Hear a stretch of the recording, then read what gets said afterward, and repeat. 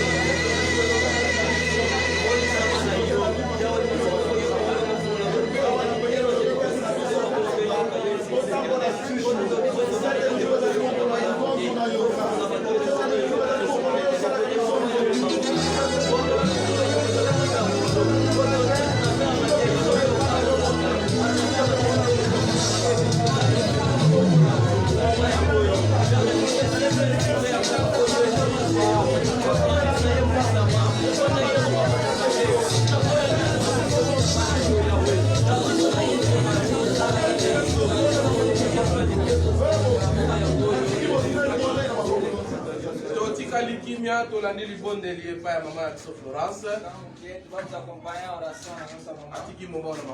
Para dedicar este momento na mão de Deus. Kolo faver na yoko kabiso zala présent awa soki olobi te okoki te akoloba ezali folie ya prédication nde ekangolaka ezali poser na sainte esprit nde bato balobaka na part na kolo tala instrument okomi na ntongo ya lelo atransmettre ainsi de l'éternel soki olikangolo nyonso monguna ezalana ya ntiko koplante kura ya kolkota ombre a tout puissant et pour Jésus. Nous sommes mis en route pour te faire une ombre à Christ et sur la récolte de Christ. Amen. Amen. Répétez les âmes de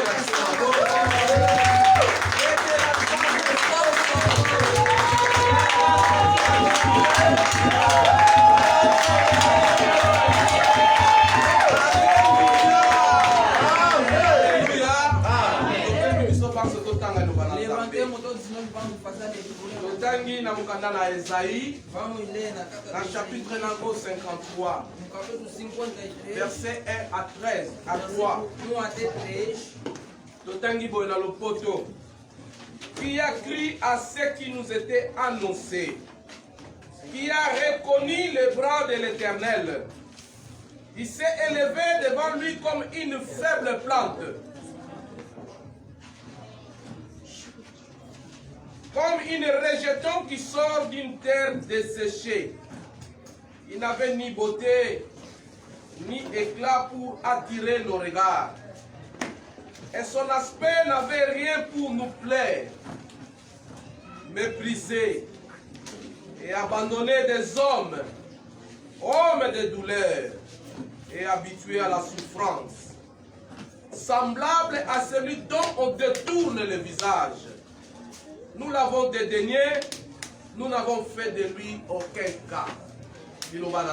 Amen. Isaías, no capítulo 53, no 1 até 3, lemos: Quem creio em nossa mensagem e a quem foi revelado o braço do Senhor, ele cresceu diante dele como broto termo e como uma raiz saída de uma terra seca. Ele não tinha qualquer beleza ou majestade que nos traísse. Nada havia em sua aparência para que desejássemos. Foi desprezado e rejeitado pelos homens, homem de dores, experimentado no sofrimento, como alguém de quem os homens escondem o rosto. Foi desprezado e nós não tínhamos em estima. Palavra de Deus. Amém. Sentemos em nome do Senhor Jesus. Bien-aimés dans le Seigneur, shalom. Shalom, shalom église. Shalom. Bien-aimés, les allées le 17. Hoje é dia 17. Troisième dimanche que nous avons É o terceiro domingo do ano 2020. Nzamba apesi biso grâce ya otema liboso na bino. Deus nos deu um favor de estar diante de vós. Lelo na butu lelo nalalaki. Hoje de noite, quando eu dormi, nazalaki na mama na butu. eu estava à noite com a mamãe. Mama ebisi nalobi zwa verset oyo. Mamãe tinha me dito, pega esse versículo. Okende koteya neti azotinga ngala kende koteya na église ya sika. Ele estava me mandando para me pregar numa Nalobi na ngai verset oyo kotanga eza ya ngoyo. E o versículo que você vai ler é essa. Nayeba ete ke lelo nakoleka liboso. Eu não sabia que hoje estaria aqui. Melere nakomi awa nazoluka nasenga teme pa mama. Mas quando eu cheguei aqui, queria pedir tema. Mama azoyebisaka yo nde moto koleka. E mamãe disse, você que vai escutar. Na comprendre que ezali une confirmation ya message E eu entendi que era a confirmação da mensagem. oyo nzambe anawebisaka na O butu. que Deus estava me falando. tokoluka topartage message ensemble. E vou procurar para nós partilhar nós Parce que dois. ezali moko na baélément Porque está um dos elementos na mbula oyo nzambe alobi ezali année de la gloire. deste ano que foi proclamado. Mutu ano da nyonso fo glória. avivre au moins gloire ya Todo nzambe. mundo menos pode viver a glória de Deus. nasambelaka tosi tokokiseli ya 10 ans awa Eu tokomi costumo tokokisa. orar, já completamos 10 anos quase. ligue elingi ekoma na 10e année nango. Liga, quero chegar na mais il faut motu 10º avivre ano. un changement ke nazolanda yesu Homem masiya. tem que viver uma mudança que estou soki nazolanda yesu nazomona bikamwa te. Se tu a seguir Jesus, não vai ver milagre. elingi koloba ete nzambe oyo nazotambola na ye malamu te ndenge ya Quer dizer que esse Deus tu andar com ele num jeito que ele não quer. toyekolaki malamu trésor elingaki koloba nini. Nós aprendemos bem o que é o tesouro. dimanche passé balakisaki biso balobi ete trésor Domingo passado falamos o tesouro. ezali moko na biloko esengeli biso tozwa na kati na gloire na nzambe. É uma das coisas que nós podemos adquirir. balobaki trésor eza avantage universel. Disseram que tesouro é bisika nyonso yo kozala em todo sítio onde tiver. ezokipe mboka te Ele não se importa com a ezokipe cidade, ekolo não te se importa com o tribo. mais esika nyonso yo ozozala. Mas em qualquer sítio onde pourquoi esika nyonso yo ozala? Porque aonde qualquer sítio. parce que nzambe ntango asali mutu Porque Deus quando criou o homem, nsima nango asaleli ye jardin. depois ele criou o jardim. azwi ye akotisi ye na kati Ele kuna. pegou, depois ele colocou bayese dentro. biso trésor eza droit esengeli mutu Ele avivre. falando que tesouro é direito o homem deve viver. ezali droit oyo esengeli biso tovivre parce que biloko basi basala. É direito que nós devemos ver sans causa lakisaki ete tokoki jamais kofournir baeffort. Ele falando não podemos fazer o naza na esforço. posa nalia manga nakuti deja manga si balonga. Eu quero comer manga, mas vou na kati ya jardin mutu azalaki na makoki te ya koluka kosala baeffort. no jardim ninguém tinha força. parce que il dépendait na nzambe oyo akeli Porque ye. eles dependiam de Deus criador. tolobaki ete trésor Falando que tesouro ezali droit oyo batache yo na service oyo ozosala. é direito que foi ligado no serviço. me ntango babengani mutu na kati na jardin Quando o homem foi expulso no jardim, lokola azalaki attaché na jardin. como estava ligado no bien-aimé dans jardim, le Seigneur não amado em Cristo, mutu akomi kosouffrir. o homem começou a sofrer. teme na biso ya poko ya lelo ya ntongo na lelo E nosso tema de manhã de ezali hoje sur la souffrance. é sobre sofrimento. la souffrance bien-aimé Sofrimento ekopekisa yo omona la gloire de vai Dieu. te impedir para você ir. ekopekisa yo okumisa nzambe. Vai te impedir para você po glorificar ochange Deus. maloba oloba Porque vai mudar as oloba palavras. me nga nazosouffrir ke nzambe azomona nga. Mas eu estou sofrendo. Será que Deus não está bazoyebisa biso ke ane oyo ane de la gloire me nazomona gloire moko te na vi na Esse nzambe. ano é ano da glória, mas eu não estou vendo ndenge nada. na ya ndenge naza toujours. Do jeito que eu vim, é do mesmo jeito que estou. eza na bato nde bakutani na yesu As pessoas que se encontraram bamoni eloko pa yesu viram nde algo bazokende kotémoigne e eloko estão aí testemunhando atrás de kote mosusu. Noutro balobi ete nabiki a cause ya yesu. é um salvation. esika touti kotanga na mokanda na ezaïe bien-aimé. Aonde acabamos de ler no ezaïe azali prophète majeur Isaías é profeta maior, moko ya baprofete ya minene na um dos israele. profetas grandes em Israel. ye abandaki kolobela sur le messie oyo esengeli aya na kati na israele. Ele falava sobre o Messias que deveria vir. akomaki Israel. mokanda ya ezaïe oyo na 8e siècle avant Yesu abota. Ele escreveu no 8º século antes de Jesus. Mais abandai ko décrire déjà Yesu Masia ndenge nini akoza. Mas ele ainda falava do Jesus Cristo. Parce que na kati ya Israël, Porque dentro de Israel, abandai kozela mobikisi. eles esperavam saber. Bayebaki promesse nzambe apesa. Eles sabiam da promessa que Mais Deus Israël bana kozela mobikisi okoya na nguya kosangana te. Mas Israel esperava alguém poderoso. Oyo akoya po akangola bango na mowumbo barome bakotisa. Aquele que virá para lhe libertar no cativeiro que eles meteram. Mais Esaïe azoko présenter Yesu lokola un homme abandonné. Mas Isaías apresentava Jesus Un homme como méprisé. um homem desprezado. Eskatoti kotanga balobi nani akokai kotia ta kana ye. Quer dizer, quem que poderia dar conta, hein? Ele vem dans le Seigneur soki o comprendre Yesu te Se tu não compreender na Jesus, biloko ya sala na via mutu. nas coisas que ele faz na sua Kana vida, kotia kana Yesu Masia. nunca vai se importar nele. Okoyeba te ndenge nini na kobikisa. Você não vai saber como é que Esaïe azoko continuer na verset 3. Isaías sempre está continuando no 3. Alobi méprisé. Ele dizia desprezado. Combien nous méprisons la présence de Jésus dans notre vie? Quantas vezes que nós desprezamos a presença de Jesus na nossa Combien vida? biso tozozala musika ya koyeba ete oyo nde mwana nzambe soko nalandie na kobikisama na kozwa biloko ya lobi. Quantas vezes que nós desprezamos Jesus, sabemos que essa aqui Azali kocontinue está continuando sempre. alobi azali abandonné des hommes. Quer dizer, ele é um abandono dos homens. Yesu aza abandonné na Israël. Jesus é um abandonado dos obeti homens. histoire ya Yesu Israel, se você contar tata na ye toda a azalaki menuisier. seu pai era carpinteiro. tomonaki ye ndenge asakana. Nós vimos do jeito que estava brincando. Esaïe aza kotalisa douleur Isaías mostrava souffrance ya dor, Yesu oyo sofrimento de esengeli Jesus. apase na vi na O que ye. ele queria, o que ele passou na sua vida. balobi semblable à celui qu'on détourne le visage. Quer dizer, é semelhante àquele que torna o rosto. ezali soko otali ye boye Quer dizer, se você eza na olhar, makambo bonga mosusu soko otali ye alô, se você lhe olhar, nzambe liboso azolumba na solo primeira coisa ainda está lolenge na ye a sua soko aza forma. mobali aza motaka Se ele moye é homem, otala está ye nua. deux fois eza te Não tem como olhar duas vezes. yango mona soki awa kaka moto alikoma moko abandisi likoma esika longoli bilamba bato bakima mamba Se você vê alguém já está Olha, começando sei lá, a pô, ficar na louco, tirar a nina. roupa, todo mundo fala, ei, semblable na moto oyo batalaka deux fois quer te dizer semelhante a alguém que não se olha. bible elobi azalaki moto tokokaki kotia ata A Bíblia está kate dizendo, é uma pessoa que nós não pensávamos que...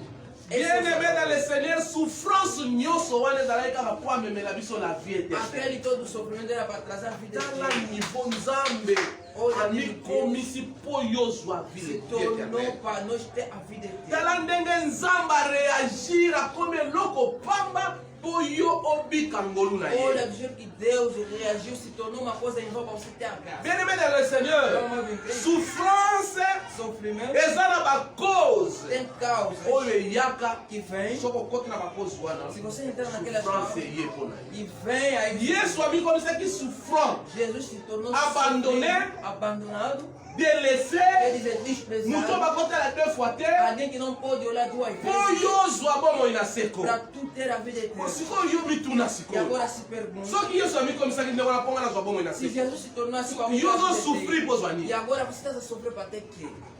pourquoi yo ozosouffrir Por que está a sofrer? totala nanu quelque cause bien aimé Vamos ver alguma oyo ememaka souffrance na vie yango que traz sofrimento na bible ebi na vida. mokanda na psaume chapitre 107 A Bíblia está dizendo no Salmo verset 107, nango no 17 versículo 17, elobi boye está dizendo o seguinte: les insensés par leur conduite coupable os insensatos com a conduta deles et culpa par leurs iniquités s'est rendu malheureux. e para suas iniquidades se tornaram miseráveis. Tu comprends par là que lisumu E nós entendemos que o pecado ekoki kokomisa malheureux pode te tornar ekoki miserável, komemela yo souffrance na vie pode trazer sofrimento na naza sua vida. moko ya bato oyo basouffrir a cause ya lisumu Eu sou uma das pessoas que sofreu. lisumu bien aimé ekokomisa insensé insensé ezalaki moto azangi Quer mayele dizer, que o pecado pode tornar insensato alguém que a não tem cause ya inteligência. kosala masumu ose tourne coupable liboso na Pela nzambe causa de pecar se torna culpável. voilà pourquoi Deus. souffrance ekoya na vie na yo Veja por que o sofrimento pode voilà pourquoi souffrance ekotelema oyo okoma moumbu ya souffrance. Você vai se tornar escravo. Parce que vous allez vivre dans le péché. Porque estás a viver Bien aimé, no le pecado. péché, conséquence, na ouezali la mort. O pecado, a sua consequência é Parce que morte. Moukana, Romains chapitre 3, verset 21, Romano 3:21 está ezo dizendo, baete, tá dizendo baoyo basumuki, aqueles que pecaram, sukara bango ezali kufa. o seu final é morte. Esengeli yo comprendre. Você tem que compreender. Mituna, Se est-ce que pergunta, souffrance naza kovivre? será que sofrimento estou a viver? Nasumuka quelque part te. Será que eu não pequei? Não Parce sei. que soki nasumuka quelque part, Se eu pequei, não sei. eza moko eloko ezosalaka nga na souffrir.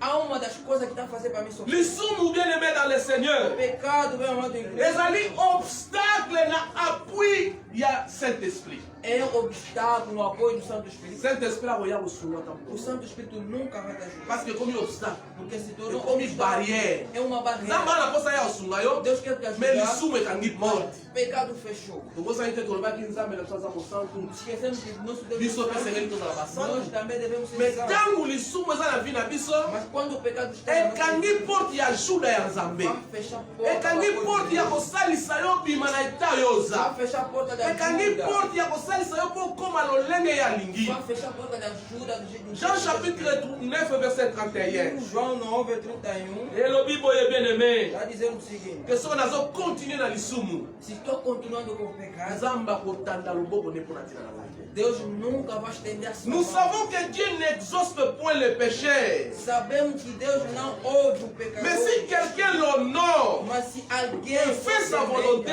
e fez a sua c'est lui vontade, là qui l'exauce. e a esse ele ouve. Ah, nzambe ayokaka bato masumu te. Deus não ouça os C'est pecadores. eza vrai. É verdade. Mais soki moto ya masumu acomprendre, Mas se um pecador alobi non, nazosouffrir eza à cause du péché. não vai sofrer pela causa do pecado, nazosouffrir parce que vie nazomene vis-à-vis na nzambe eza yango vai te. sofrer porque a vida está levando. E moto oyo adeside na bomoi na E ye, alguém que decidiu na sua alobi ete vida. ngai nakosala sikoyo volonté ya E nzambe agora eu vou fazer a vontade ya de kondima sikoyo yesu koabandone kodivorce na lisumu. de aceitar Jesus, de você Bien aimé dans le abandonar. Seigneur, est-ce que oyeba koza propriétaire ya vie na yo? Será que você sabe que és proprietário da sua vida? Yo nde moto oza capable ya kokotisa balocataire na lupango na yo. Você é capaz de fazer entrar em clínica. Soki osepeli susu na locataire wana te, Se você não se agrada mais com aquele, okoloba nde atwa garanti na yo e esili, você pode dizer a sua garantia, bima na lupango na ngai. sai do meu quintal, Akobima vai te sair atiki lupango. e vai deixar o Oyo kosala kati ya bomoi eza nini? o que pode fazer na sua vida. Lisumu nga namoni ewumeli mingi. Esse pecado permanece. Loka naza kolo lopango, Começa o dono do quintal esango mitindo.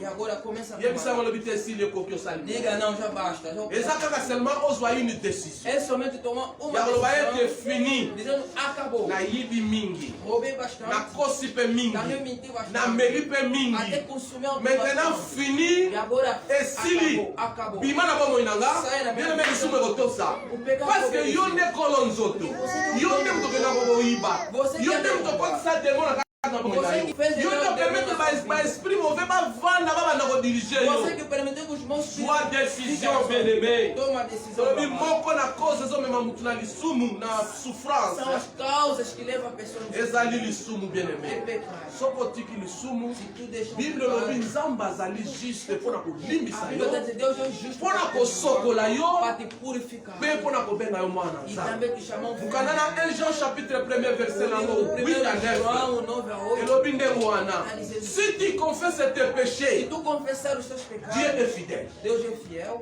Mais pas comme fidèle mpo na yo, mas para se tornar fiel, confesse tes péchés bien aimé. confessa os teus Non pecados. seulement il est fidèle, Não é somente il fiel, est aussi juste. mas é também justo. aza su juste Ele é justo wabimisa alobi ke bon para te tirar barriere oyo banda kosala na essa ngai barreira que nós olongoli yango Vai tirar. nga naza juste. E agora eu sou justo. Non seulement aza juste, Não é somente justo, mais il est aussi mas é mais saint, que santo. akosanctifié. Pode santificar. Bien aimé dans le Seigneur, Meu amado em Cristo, lisumu eza eloko ememela biso souffrance na pecado kaka é algo que nos traz.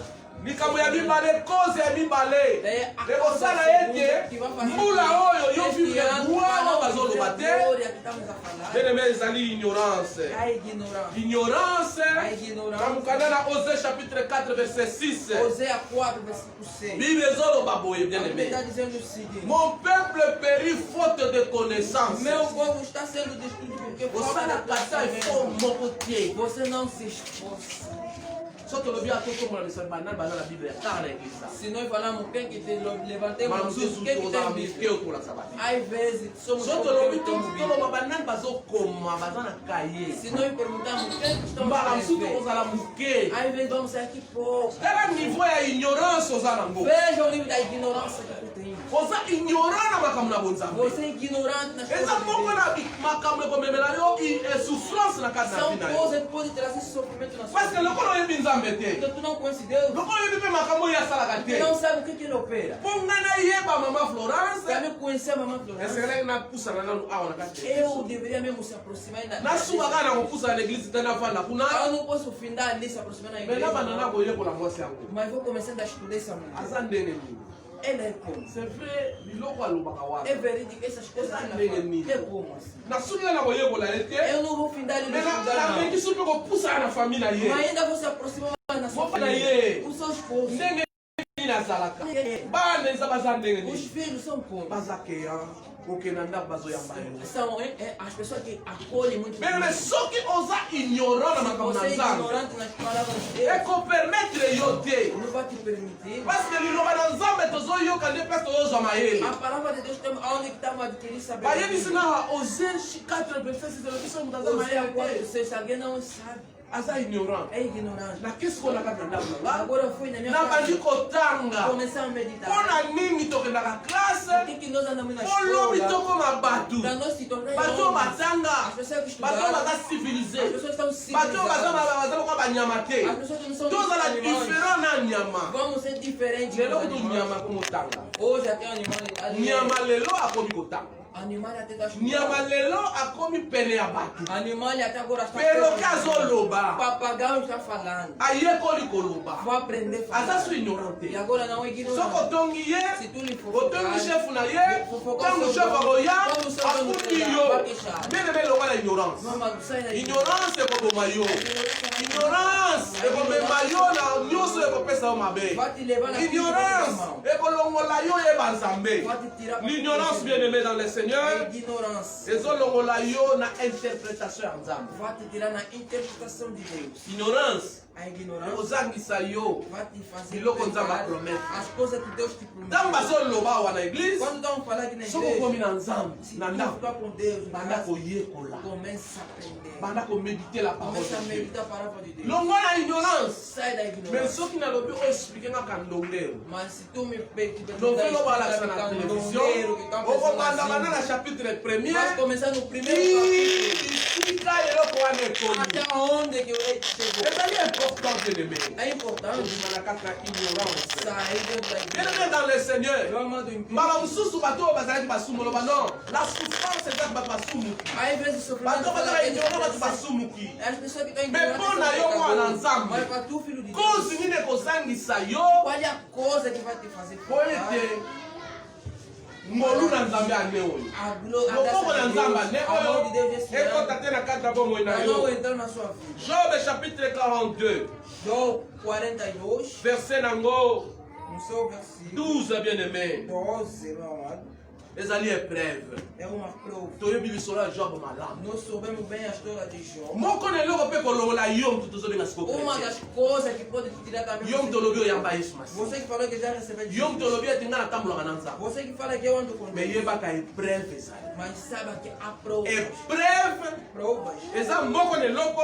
são coisas ekoki kolongola yo bien aimé dans le que Seigneur tirar do amado em Cristo. ozali komarche kati na intégrité Você está andando dentro da me integridade. yebaki makambo mosusu ekokoma eza baépreuve Mas são coisas que podem surgir. São na kati na provas. épreuve bien São aimé provas. esengeli yo comprendre Você deve compreender. job azalaka juste Job era justo, mais épreuve ekomeli mas surgiu. mais abandonaki la foi na ye Mas ele jamais abandonou a sua fé. na kati na épreuve Dentro da prova, komona ngolu na nzambe para tu ver a glória de zala Deus. fidèle na nzambe abengi Desafiou a et surtout nzambe aliki Principalmente nzambe alobaka na ntongo alobi na poko Deus que fala de manhã à tarde. nzambe oyo botamboleli na 11h na 13h otamboleli mabele na 17h abengi Mas 17 horas te chama. zala fidèle Seja fiel. zala na foi na nzambe Tenha fé de na Deus. kati na épreuve Dentro da prova, biloko nyonso ekoki kobeba todas as coisas podem estragar. okoki kobungisa nyonso okoki Você kobungisa pode perder tudo. nabondeli obénémé dans le Seigneur Mas eu te imploro, kobungisa la irmão, foi te não perca a sua Job fé. a perdu tout ce qu'il avait Job perdeu tudo. a que perdre ele tinha. biloko azalaki nango Perdeu coisas. a grandes. perdre même bana azalaki Perdeu mesmo nango as filhas. que a ele perdre tinha. même confiance mwasi azalaki nango epai na ye Perdeu mesmo a confiança da sua mwasi kuta mulher. maintenant ntina bikufa na yo A mulher que ele morreu ofende para morrer. mais Job a resté fidèle na nzambe wana Mas Job ficou fiel com esse Deus.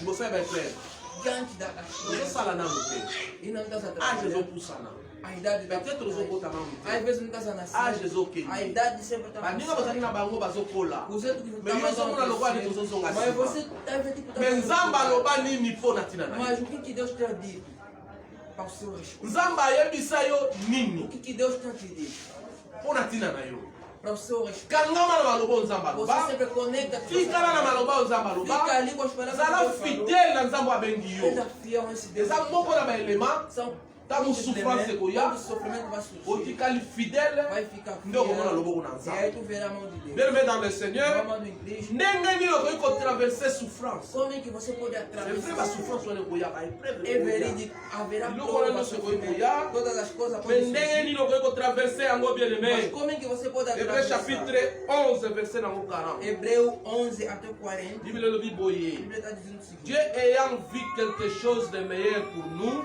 Deus viu uma coisa maior para nós, afin qu'il ne parvisse pas sans nous à la perfection. eloko esengeli osala mpo traverse la souffrance bien-aimé dans le Seigneur vai fazer para atravessar o ezali sofrimento kofixe misu na rétribution oyo nzambe é apesi fixar os olhos na retribuição que Deus dará. fixe misu na motole oyo ozali kolanda Você olha aquele que você moto está akimaka mbangu alguém que está correndo, objectif ne ezali kupa zozwa o objetivo dele é a taça. o eza te bato troféu. bazobeta bango nazela akima mbangu Não, as pessoas que estão Você passando olha ali, você aprende. miso na nga eza fixe na motole na kozwa O meu olho está aí no troféu. souffrance ekoleka ngai Sofrimento vai nzoto passar. ekosouffrir Esse corpo vai na kozanga Vou meyebaka falar. nzoto oyo ekokufa Mas saiba que esse corpo molimo na yo vai eza liboso na nzambe O meu espírito esengeli sikoyo Agora na bana eu- koyeba nini ata lelo nango nyokwama É o que tem que saber. Até o me yesu aza na bomoi Mas Jesus está akopesa nga bomoi Ele me dará. akopesa nga eloko nga nakanga Ele me dará coisas. fixe miso na rétribution Você bien-aimé fixa os olhos na fixe retribuição. miso na rétribution mpo omona malamu ya nzambe Para mpo na você yo ver a bondade de Deus na sua vida. banso eprefo banzambe mpe leki Às vezes a prova de Deus é na demais. bibembe natalaka mingi bato balelaka bana na nzambe Eu ando vendo muito no luto. asonaki ebembe nasala constant mingi Eu quando estou no luto. so tosambela no awa Se estás a orar aqui comigo, ngala osala constant mingi nde yo ozolela eu vou olhar bem do jeito que você vai chorar. okoyoka ndenge mosusu Vou ver o que tu está chorar. nzambe odesevoir ngai Deus me decepcionou. odesevoir nga Senhor nzambe me decepcionou. nzambe nandimaki te Senhor, eu não acredito. osali nga boye mpo na Senhor, me nini fizeste aqui por quê, ué? nzambe adesevoir yo Deus me decepcionou. yo ndenge zokufa Você não sabe que nós vamos morrer. kufa Vamos kuna moto morrer. akufa na lere na ye Cada um vamos morrer. eloko oloba teke soki obotami fokola Não quer dizer que se tu nascer, tem que eloko oloba teke crescer. soki obotami fokoma mpaka non Tô falando, se tu nascer, tem que ficar velho em nzambe aza na mikolo apesa motu mosusu apesi un jour Deus tem um dia mosu que Deus apesi ye baminute um dia. mosu apesi ye balheure Às vezes mosu hora. apesi ye bamikolo ebele Outro lhe deu muitos mais dias. oyo eza Mas important o que é importante? na decevoir nzambe Para não decepcionar. natikaka fidele Vou ficar nakufeli fiel. papa Eu faleci meu pai, maintenant bakundi te mas ainda não foi enterrado. nabi nzambe ezwa lokumu Eu disse, Deus seja louvado.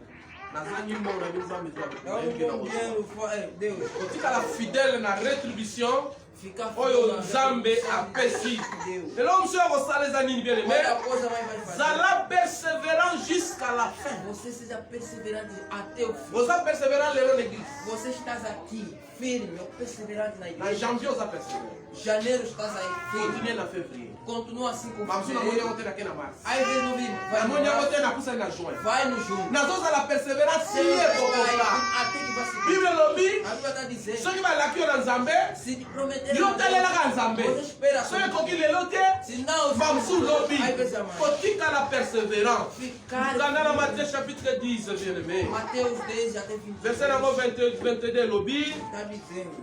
Celui qui persévérera jusqu'à la fin sera sauvé. Quem perseverar até o fim será salvo. Só que persévérer jusqu'au milieu. Se tu perseverar até no meio, Ou cause la sauvé. não, não será salvo. Só que ali persévérant jusqu'à la fin. Se és perseverante até o fim, No moni rétribution. aí tu verás Bele retribuição. nzamba futaka. Deus paga. So tu confiance en nzamba futa. Se tu confia, Deus vai pagar. Ngana nzamba ya bato nzamba futa na confiance. É só uma das pessoas que Deus pagou. Ndeko na ngai après avoir kotala ka ba vidéo to tchaka na Depois de olhar os vídeos que nós to tchaka na no Facebook, Facebook, na YouTube. YouTube, Na information ko mama so tali na YouTube. eu estou te informando, se você O mona assistir matia, a nyoso mamãe, mama te ya na YouTube. todas as pregações da mamãe So estão no beti YouTube. canal Peniel TV. Se você bater somente no O canal kuta Penhel matia TV, nyoso o mama te. vai encontrar todas as So pregações. koti na Major Cadet. Se você entrar no Mabanza. Major Cadê Mabanza, O kuta ba matia nyoso mama te. vai encontrar todas as pregações da mamãe. Alors na kokoma na sima awa Vamos escrever ali. Zala calme po. Esteja Bokota pronto. na nino po TV wane umela na YouTube. Para esse Eu TV sei la bino ko permanecer, s'abonner. nós devemos se abonar. Parce que ceux qui s'abonner Seguir muito. Se nós YouTube a abonar, na biso TV. YouTube vai fechar. La TV na biso to sali pour na Peniel. É nosso teve que Só nós que criar yo para Penhel. s'abonner na kati Se kuna. tu se abonar, Uche ba commentaire faz mingi. comentário. Ata bala moko tala mate ya mama. Se uma vez Ta pousse na olhar, kati kuna. mete o que TV wane olhar, umela. aí Eza esika moko ne ba esika mbala musu yo komaka te. às vezes, Mais na ndako okoki kobashar mateya. às vezes em casa você Mpe pode oyoka mateya nyonso e tola. vai ouvir Mateya nyonso alike eza na kati. todas as pregações da Liga Tais. Namana koloba bien aimé dans le Seigneur. Estava falando, meu amado em Cristo, Nzambe na biso afuta. nosso Deus paga. Soki oza fidèle kaka. Se tu és fiel e Nazala ndeko na ngai moko. Après les enfants kolanda na mateya oyo. Tem um irmão, depois de seguir essas pregações, Na bana biso yaka yaka bana. ele fala, vem. Mais a comprendre te. Mas compreendeu, disse não. Ya osambela côté ni konga na ida. Vocês oram em quem se Na dá. expliquer akei. Eu lhe expliquei. Na bino mwende na bi te na mercredi fona sala le fona nakende. Quarta-feira também tem que me Fona alo bine wala. O que ele falou? Parce que zaki moko ya bato. Porque era uma das Abana pessoas kopondela ngana la na mbeto. que orava. Ata na ofana para bango. Quando dormia na Nazaki casa dele, décision na bino la na mbeto. eu tomei a decisão, não vou dormir Petit na frère keka cama. poto atika ndako. E o meu irmão menor viajou para Atika chambre ti lelo tazola la te. deixou o quarto, ninguém dormia. Sikonga na ndako na chambre. E agora eu entrei naquele Mais la quarto. bana mona importance te na la. Mas eu não via a importância de dormir na Tant cama. que je suis en train de souffrir. Enquanto que estou a sofrer, Na balola na mbeto lokola moto abonga ndenge eu vou nini. dormir na cama, tipo alguém já Alors está nazalaki de olho. toujours na mabele Eu wana. estava sempre dormindo no chão. So na bondela wana na nani lipeka ngo. Quando orar, vou dormir mesmo. Alors ya bana yoka ndenge bana kolela na ba prière. Ele sempre sentia quando eu chorava. Na ba mateya musu alandaki na yebi te fozala papa mutate na Nas ba pregações mateya. que ele seguia, às vezes pai, Ndenge ya yebelaki nga wana. do jeito que ele me conhecia. Ayebi nga te ndenge na changea. E ele já amonaka sabia peut-être como nzoto echangea mais ayebi te nde na ele só changea. está vendo o corpo. Mais leka alandi siko mateya. Mas quando acompanhou. Non, non, on avait na téléphone. Não, Il faut na matabe. ao ter que suprir. Mais so souffrance était le million. Se o sofrimento se Oluka levantar, nzambe nde ozolukele te. não vais procurar Deus, Deus C'est está sempre. l'ignorance de ça. A ignorância. Mais soko comprendre que nga na souffrir. Mas se tu compreender que estou Natali age na nga ti siko na kobota te. a minha idade até agora não está nascendo. nakoti na makambo ya bato mingi nganga balobaka soki akosi 45 ans na Eu okota su te. entrei no domínio do Mais non, ozolala lese bien aimé. Daí a dormir. Ozolala lese, ozolia lese. Oza bien. Daí bem. ngai yo na ochange na olata nazali na bavese na bino olata Eu tinha fato de na olata su te parce não que vou vestir. nalateli yango mingi Porque eu vou vestir o que eu olata faço, eu vou vestir o que fona olala na tem mabele que dormir ti aqui. nzambe akomona Amém. lobi na onayebisa ndeko mobali ya mama angele Eu estava falando. nayebisa babi bien aimé Não, mano. nayoka sango remplaçanga azala na omema ba Eu ouvi que você me substitui a carregar banco. est-ce que ezalaki volonté na yo mpenza Será que era sua Homem, mano, vontade babá. de carregar banco? natuni ye Eu lhe perguntei. na bible nzambe yesu Jesus, abisaki bato boni oyo bazalaki bato bakufa miso ele salvou quantas pessoas que eram cegos? ayebisana mibale Ele disse dois. natuni eske abikisaki bango ndenge moko Será que ele salvou do mesmo jeito? eglise abisaki bango ndenge moko Não. amen ayebisa message eza wana Eu te falei, aí tem uma mensagem. apart komema babanga Para além de carregar ongala bana osala o que eu fazia, oyo ozwi nga modele o que eu vou mais apart komema baba mas ongala bana osala yo oyebi te é o que eu fazia. elo oyo nga A osala coisa que tu otuna nga fazer. apart komema bana bana Me osala pergunta, depois de levar bamosu oyo kobanga oyo kobenga nzambe mentiroso aí vem pode chamar Deus mentiroso, okoki kolanda você pode seguir. me bamosu oyo baobi biso na protocole Mas às vezes você baocoba popoto na misu omoni vai enxergar. bamosusu nga nazalaki batime Às vezes eu era olingi partido. nini namona mona Alléluia. Osengeli oyo bana koyeba kointerprete nzambe Você tem que saber kolanda eza malamu ce qui est bon. bamosu okowumela Às vezes vai demorar. okowumela parce que bamosusu nanga basima ezali na bastratégie Às vezes atrás tem a estratégia. nayebi seke ndeko Eu lhe falei, irmão, luka susu stratégie mosusu ya yo moko propre procura mais outra Made in estratégia. Yomoko. Quer dizer, made in. soko oluki made in yo moko bakisi Se você procurar made in José, agora ekotatata aí vai colocar um mwinde pouco. epeli Vai brilhar. mwinde epelaka wapi A luz vai brilhar. bakoloba etelelekawa Ele vai dizer, omoni yo já te vi. nzambe abi basala nini Deus vai fazer babalula yo vai te virar. amen ezali moko na biloko São coisas, uma das oyo coisas ekopermettre biso que vão nos permitir tolonga souffrance para não vencer o po sofrimento. olonga souffrance il faut prier chaque azokosende ndenge wana na Jacques chapitre 5 verset 13 Tiago 5, alobi 13, boye já dizemos o seguinte: quelqu'un parmi vous est-il dans la souffrance um de nós está no sofrimento, qu'il prie ora. sikoyo tala E agora oza na souffrance você está combien il sofrendo. faut prier Quantas vezes que tu oras? mama kolala te Mama, não durma. awa tolanga mati yango nde obikisa yo awa tolaka na folie ya koyoka Aqui é na nzela loucura liloba na da nzambe palavra de Deus nde okokangola e tu vai ser salvo. yo moto oyo na souffrance Você que está il sofrendo, faut sambela tem que orar. kotika tan te Você não deixa, kotika tan te na não kosala deixa o tempo de orar. oza na 24 heures du temps Você tem 24 horas de na tempo. kati na mokolo tozalaka na 24 heures E durante o dia temos 24 toza horas. na 8 heures ya mosala Temos 8 horas de toza na trabalho. 8 heures ya repos Temos 8 horas de mpe toza na 8 heures tolala e temos 8 horas de na 8 heures nyonso 24 heures Esse 8 horas até luka 24 10%, 10%, 10%. pergunta 10%, 10%. na ntango ya repos na oluka 10%. Na hora que estou a ya descansar makondo elipo ebisaka nzambe lepa para dizer a Deus 10 milo yango wana wana mpenza moko na badimi aquilo são ondos dízimos. na heure ngo olalaka 8 heures Na horas que você deu olala lokolo bonga te bino ozobonga todo o te tempo você já está melhor. ata kutu bato babonga wana omona ngo basala basacrifice Mesmo as pessoas já que têm dinheiro, faz sacrifício. Não so bayebi so dorme. olala te Se te falar que não vai dormir, não vai. so bayebi so obanda kogira chaque jour 15 minutes Se te falar que vai começar a girar 15 minutos, vai fazer. alors ntango na yo ya kopema No teu tempo, meka na nzambe oboye ainda tem desse Deus. na 8 heures du temps osala mosala Nesse 8 horas, yo moto okenda mosala na société oza na repos za você que vai na sociedade tem uma hora de. na ine wana sala lokola nga Naquele uma hora faz tudo. nazoka 15 minutes avant na nia Eu te ando com 15 minutos antes de Nzambe, eu Nzambe. vou virar ali, Deus, 15 minutes ekoki 15 minutos. nakia na 45 minutes nakei na restaurant Vou ficar 45 vou no restaurante. na lere no ya kolala Na hora de dormir, luka mpe tala yo procura yo kaka na nzambe nzambe aza fidele na bato bazala mpe fidele Deus é fiel. Quem so oyebisa nzambe tokana kuta no 10 minutes na Se 19 você heures falar, Deus, vamos se encontrar. ye na ba 19 na ba 18 heures 57 58 59 aza deja Ele, 18 horas 57, ele está aí. nzambe nazaza fidele aza mutu te Deus é fiel ao homem. Ele naza wana azozela yo Ele está aí. yo mpo yokomela bonjour nzambe Quando vai jogar bom, amen monanga boesimbanga awa loba awa mona foto yo nzambe mpe amen amen aperi yo poke na Você nzambe também vai, ele também. mokolo yo ozanga na rendez-vous ya ya azeli azeli Vai faltar no encontro, vai esperar.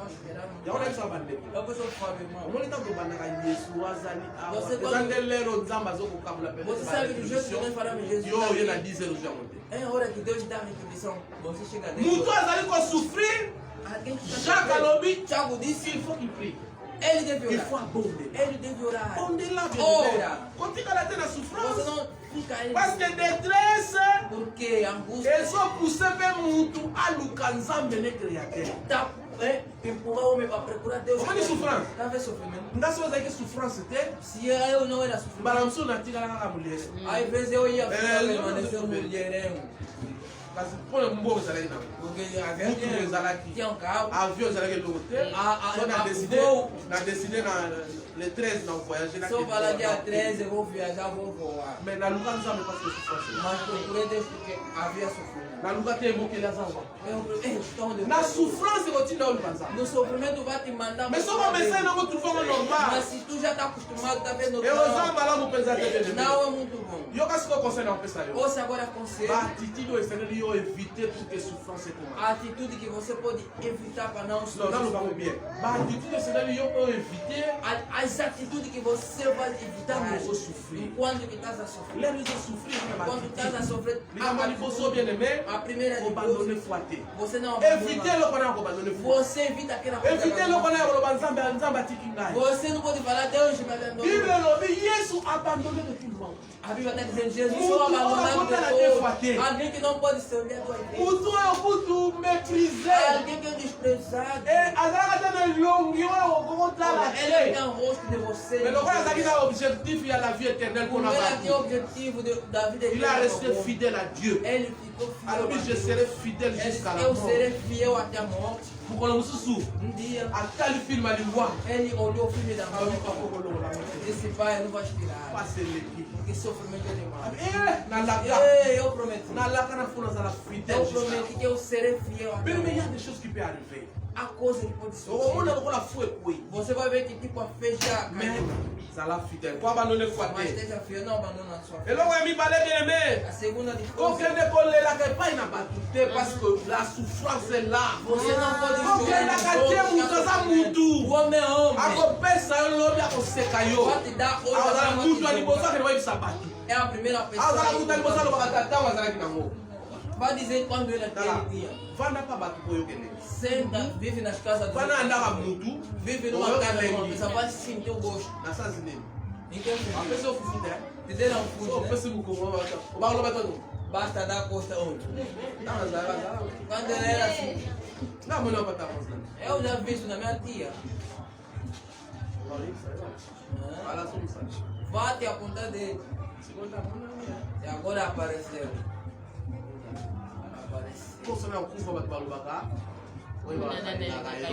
Mesmo se ele morrer. Qualquer negócio se lamenter para você não pode se lamentar na Zonga e para Mokeli. Volta no Criador. Bebe essa Mokeli. Diga ao Criador. Na bebe isso aqui. Senhor, na bebe sim. Olha na tambola foi. Na bebe sim. Mas eu já te eu que la mamá. Senhor, Fique sanga. Salva. Kanga nzambe na maloba na iye. Você pega Deus nas suas palavras. Lá de fora como a boa. Às vezes eu ouvi com a ação. Quando Deus disse para me mandar Deus quase falou da me matar. Major, você vou te matar. Vou te matar, não é brincadeira, vou te matar. Se você não se vai ter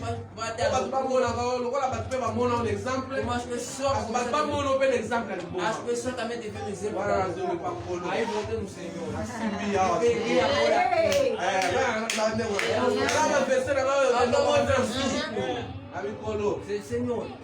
Senhor tinha dito assim: um judeu não lhe condena não lhe ofende. Eu sou condenado a coisa que eu não sei. Se eu saber bem, Senhor, você diga assim: aonde que a minha família estará? Se ele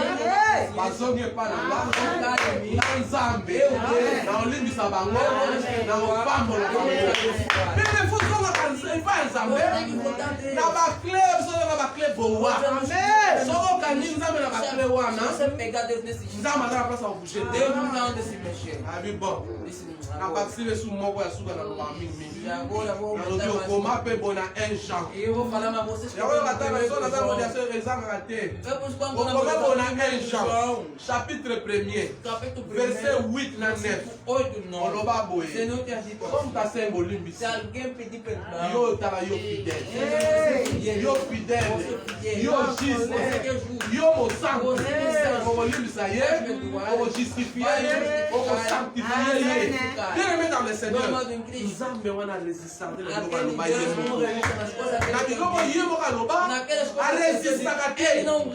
Soka comme na ba point wana bina komaka mpone. Ba loi ya même. Et ça la loi irréfragable. Et l'on va rater. Tala ba loi mususu na famille longwaka. Allez la famille la sai na libera. Naloba ki ba attitude oyo kozwa. Tango za na kata souffrance. Ko se levanter papa. Non se lamenta na Zonga pa mutakela yo. Volta no seu criador. Yebisa ye. Diga a ele. Yebisa na kokite. Diga, Senhor, não estou conseguindo. Mona kana. Senhor, vê. Comme ça, on s'en bien aimé dans le Seigneur. Coisa que tu vai fazer. Banda si on s'en va prière, tu mets ma prière bâclée. Começa a fazer Prière à Olala. Oração de Prière à minuit. Quer dizer, a oração de noite. Prière à sans gêne. Oração de prière avec gêne. Oração sem prière vergonha. suna koki nga mo na beng sin de ya suna. Oração que eu não consegui vou chamar. Às vezes tua irmã pode ajudar. Começa a fazer esse tipo de coisa. Lokola chaka conseil biso. Como Tiago nos aconselhou. Ya misato senelo sala. Terceira coisa. Quatrième senelo sala. Outra coisa que vai ezali éviter ingratitude. Tem que evitar a ingratidão. Éviter l'ingratitude. Liboso ya nkolo na yo. Diante desse Senhor. Você não pode evitar uma casa. Você tem que evitar isso. Olha na questão église te. Olha, onde tá não é o que ndete. No mundo já não vou. Qual é que nós vamos madama que ndeki matanga. Eu naquele dia fui buscar minha esposa. Não vai ali solo ya demoana. Eu tenho que ouvir aquele irmão levar a cabeça não estava boa. Eu estava bom dele quando ele mano lá como a biela. Quando eu olhava para ele, filho. Madama dona sala foto, tá mano com nega sala. Olha a confiança. Mas se você ele esconder a come, mas se você lhe vê agora. A zona ele tá inicial o baluba que a vou todo no estado. Est-ce que nous avons pas ça ali comme si m'a changé? Será que Deus pode operar no que essa église tem? Ça c'est l'ingratitude. Na mtu apesi lo boko. Na simoye na mbeli. Depois vem com a ça c'est l'ingratitude. Éviter yango. Na souffrance, éviter l'ingratitude. Evita a ingratidão. Ezelo ko moko sengeli yo yeba. Mais nini ko kopimisa yo malamu siko na kati na souffrance. Ezali confession bien-aimé. É a confissão. Ezali sumu confession. É pecado. Eza ignorance. A ignorância. Confesser pena nzambe eza ignorance. Confessa a Deus eu sou ignorante. Ele não deve mostrar a teza ali. As coisas que nós não façamos. Você não vai ter. Não pensamos. Não pensamos. Se nós vamos botar na Bíblia ter. Se estou conseguindo. Eu não tenho nada na chama quando eu nascer. Qual é a coisa que vai me faltar a Juliar? A Bíblia só tá lá porque essa Bíblia, a coisa que você nunca estudou, vai ler. Mesmo que você não passou na carteira, vai ler. Essa Bíblia. Qual é a Bíblia? Tá vendo a Bíblia? A tua conta classe mesmo que você não passou na carteira, ou na mão de uma vai ler. A Bíblia. Eu vi uma classe de 8 anos. Aprendeu aonde? Tá sabendo um dos Para me falar outra pessoa. Jesus. Agora tu não na sinagoga, a pessoa olha para perguntar. Essa que estudou aonde? Aí ele é onde ele me Daí somos todos para te falar outra pessoa. Apóstolo. Os apóstolos. Para mim bateu, batanga te, batanga vai instrução, me acabou, ele é onde ele essas coisas ele encontrou. Na mão de aveugle adote. Eu vi um cego a pregar. Atanga a Bíblia para ver lá. Ele estudou a Bíblia do dia. Se tu não estudou, vais conseguir ler a Bíblia. Ou tu não está muito. Vais perguntar a uma pessoa. Tá aí.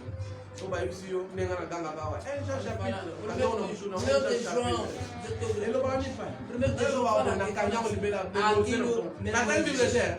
Então não é isso para trabalhar. Jean chapitre 1. Primeiro de João capítulo 1. Versão 8 a 9 pelo papel. Para qual vai na biblioteca? Pode dar essa mas eu sou cego. Não é isso. A coisa que eu vou te falar. Você vai compreender como éviter. 1 Thessaloniciens chapitre 3 verset 3 et le Bible. Primeiro de Thessaloniciens. Afin que personne ne fût ébranlé au milieu de la tribulation, car vous savez vous-même que nous sommes destinés à cela, écrit à la fois l'apôtre Paul. Donc c'est ce qu'il faut comprendre. Sauf qu'on a dit pour confesser la Bible, pour confesser souffrance biloko oyo osala tobenga mine mpo tosala ndenge wana po souffrance ezali important ma bien parce que ntango tozosala yango na nzela ya monoko Romains chapitre 10 elobi boye na kokonfese na nzela ya monoko nde elobi ke ezoya okombaka lisumu te bien yokana ye biso système lisumu ezala omoi lisumu so obombi yango eza makasi lisumu ezoyoba utalongolanga lisumu azana lisumu eza mauvais esprit Pecado é um espírito que está dentro de mim.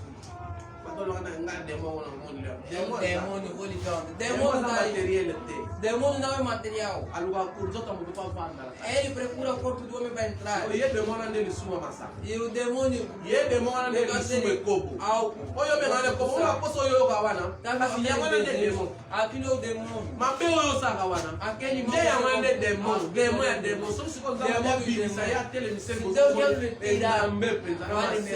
olha com chifre da igreja. O Senhor não sabe. O que você Confessei. confessa? Confessei. Ele confessa. Diga, eu sou prostituta. Não, não, solitaire. Eu não tenho Bebe, é. Quando me estragou. Não pode beber, senão não bebe, sabe? Ele me estragou também. Não, jamais. Jamais. Não, jamais. Eu não. Bebe, senão. Me destruíram. Mas aí depois. Eu era assim. Quando como é vieira. E agora tornei tipo um Mas velho. não quero me matar. Não tinha piedade de mim. E agora eu vou vos guardar. Não. Eu sou assim. Olha, não estava não pastor filho. Aí o pai que Mas veio no filho. Tá na sua boca. Eu sou assim. Eu fico assim. Eu fico assim. Assim. Olha a potra lá. Apóstolo diz. Filho. Só muito sala. Pega. E há 3 jours aqui da Jesus. Pega esse homem. Já abandonou. Mas isso não tomou. Aumentaram mais de Mas vai rejeitar. Me rejeitaram. Aleluia. Amém. Também nós estamos malão, estamos seguindo contato lá aí. Eu estava Satan Sony. Na macamboio a sali por assim na nossa sango. Estou como a livre. Botamos do piníssima bem aí. Zamba não mora bicho sequinho. A dosar siku. Amen. Zamba zana posa na biso bien aimé. A poto la biso na maboko ya lion. Para nos tirar na mão de leão. Yango moni David na 1 Samuel chapitre 17 verset azolo maboye. Samuel 17:36. Nzambo a délivré na maboko ya lion. Deus que me libertou na mão de leão. Ba grife ya ba urso. Das unhas dos ursos. Ye wana pena koluka. E aquele Kuisa. fazer Circoncis é circunciso o filisteu. Oye Seigneur to sala. Eu que não Et Seigneur to ba nous déclarer foi na biso epai na Nzambe. Vamos começar a declarar. On a vivre na souffrance. Para sair no Il sofrimento. faut que je commence à déclarer ma Eu tenho que foi. começar a declarar minha fé. Tala Nzambe azaka pala kubisama. Deus é Lisumo esalaka te. esse pecado nakelama na lisumo te satan akelaka te na otie na Nzambe motema na mona ndenge abimisa mwasi ya ndumba akobimisa mpe ngai salaka baréférence déclarer victoire ya Nzambe kati na bomoi na yo Nzambe akopesa yo loboko eza na bandeko misato bandeko baami ya Daniel bango mpe na Daniel chapitre 3:17 bakoseli bango makambo mais bango baza na courage kobima na kati na souffrance bango bana koloba nini babi voici notre Dieu peut nous délivrer de la fournaise ardente. C'est-à-dire baza na courage pe confiance akolobaka mais yo te yo lokolo otikala na biso kutu yaya kufa na maladi yaya so kufa na maladi obandi siko kotémoigner yango kokomisa ngo monene eza maladi ya biso ya famille tokufaka na wete biso yango tokufilaka nango kaka biso sokomi na 30 ans c'est difficile okoma na 35 ans zala na kocourage aloba so baya nanga bakufa na ba 35 ans na koleka na Nzambe na koleka soki baboti na ngai bango bazali kokabwana na mabala ngai na kokontinue kobeti na kokufa zala na courage ya kodeklare ntango oza na courage ya kodeklare nini osala fo ezokota makati na yo Nzambe azochange babiloko bato baloba azokomisa ngo na biloko oyo olobi esozomonene tobendaka foi na existence bakoko baloba yo déclaré nzambe aconfirmé comme ntango yozoloba amen yango wana eza malamu bien aimé mais na bato bazwa diplôme na kati na souffrance babenga bango le diplômé de la souffrance na kati na souffrance abundi na souffrance alongi nzambe apesi diplôme ya souffrance un diplômé soki na ngai tobenga docteur ya diplôme ya souffrance lokola Job azali un diplômé de la souffrance ezali souffrance efandeli ebandoli aye malele ele biloko azalaki nango ele bana etiki nyonso wana aza toujours fidèle ele sikoyo nzoto na ye so ezalaki ngambelanga kimapona loba yo te banga ngai Job soko otaki na 40 esika tolobaki na 13 omona ete Job après tout ça il a resté fidèle à apesar de tudo aquilo que aconteceu, mas ele ficou fiel.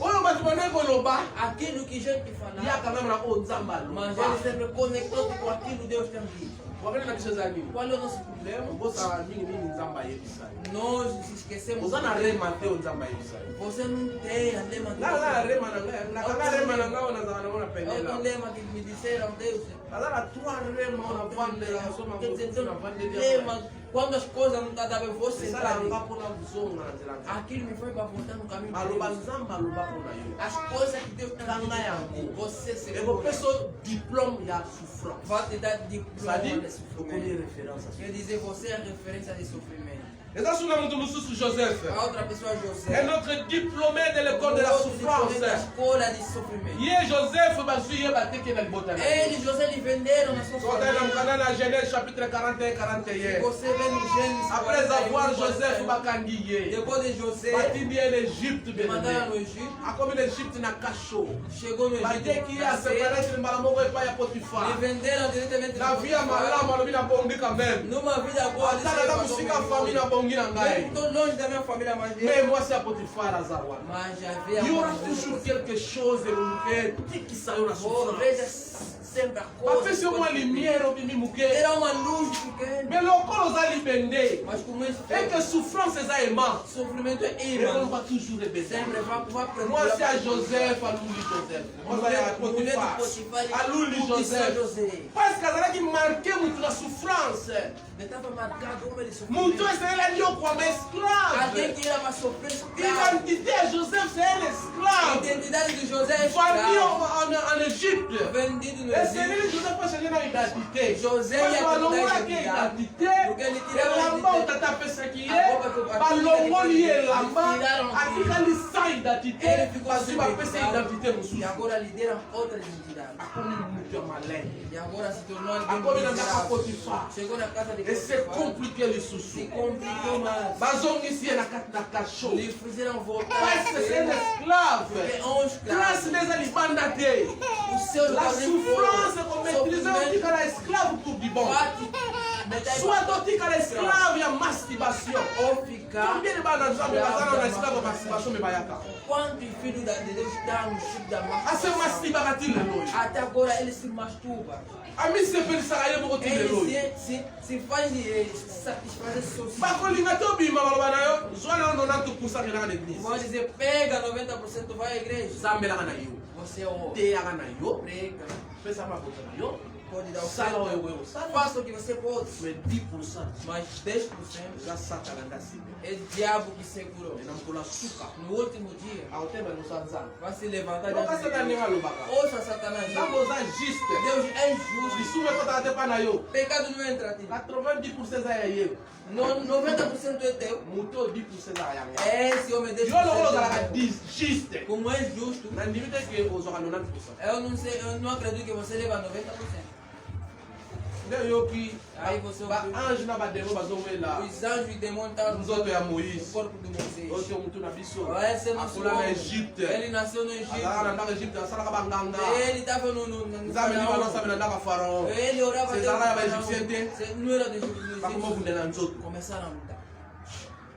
bien aimé soko oza esclave Normal, se você é escravo, biloko oyo ekolanda toujours essas coisas sempre. joseph ele diplômé de l'école de la la souffrance. Suka selela longo la identité no final da escola ao detectar essa identidade. Menino, Mas o que? naquele nzambe motel. Ele confiou a Deus. Ficando fidèle para Ele ça. restou fiel. Nzamba longo le identité Deus esclavage. tirou a identidade da Après c'est escravidão. identité à mon nzambe. E deu a identidade do Azomiseli oyo alakaki mpona ntina na Ele ye. retribuiu o que lhe prometeu ao seu Et Joseph nde moto abikisi liboka na ye. E José que salvou o seu povo. azali diplômé à école de la souffrance. Ele teve wana kosukisa moto asuka bien aimé. afindado. Paul Paulo, na mokanda de Corinthiens chapitre 11 segundo dos Coríntios 11 e 25. 25, Colossiens chapitre 1 24. Colossenses 1 a Paul azoloba boye Paulo está dizendo mbala misato babetinga bafimbu 3 vezes que foi chicoteado. mbala mosusu balingai baboma ngai 10 vezes irão me matar. mbala mosusu tolingai tosala naufrage 10 vezes. mokolo mosusu na butu na moi nalala ya kati na bime. Às vezes dia e noite dormir no abismo. Cependant na abandonaki foi na ngai epai na Enquanto Yesu. que eu não abandonei a minha fé a Deus. Paul anioka ma vie Paulo sofreu. mais il est resté Paul jusqu'à la fin. atikalaki Paul tina suka. Ele restou Paulo até o final. Bien aimé souffrir avec l'évangile. Sofra com o evangelho. tikala fidèle kwa mwana nzambe. Seja fiel como filho de Deus. tanga miso epai yo zali. Fecha os teus olhos. Olha banda koyebisa nzambe começa a dizer a Deus. ete souffrance Sofrimento. nakokoka ngo te. Não vou conseguir. il faut nabima kati na Eu tenho souffrance. que sair dentro do sofrimento. nzambe abengaki yo te po souffrir. Deus não te chamou para tu sofrer. année oyo eza année de la gloire. Este ano é ano da glória. eza année de changement. É ano da mudança. biso fo tovivre loboko na nzambe. Nós devemos viver a mão de mais soko Deus. olongoli masumu, Mas tu sair no soko pecado, olongoli se ignorance, tu tirar a ignorância, nde place okomona ke nzambe siko akoya. aí tu verás Deus. bala mosusu eza epreuve ozoleka. Às vezes é uma prova. yebisa nzambe apesa yo makoki. Diga a Deus para te dar. ye nsima nango okomona bo nzambe Aí tu verás a mão de ekokota Deus. kati na yo. Vai entrar dentro nzambe de akopesa yo loboko Deus vai estender a mpe sua mão. okotelema na kombo na yesu. Se tokondeli levantar em nome de Jesus. Oremos. kondela bien aimé dans le Seigneur. Ora pela mão de Cristo.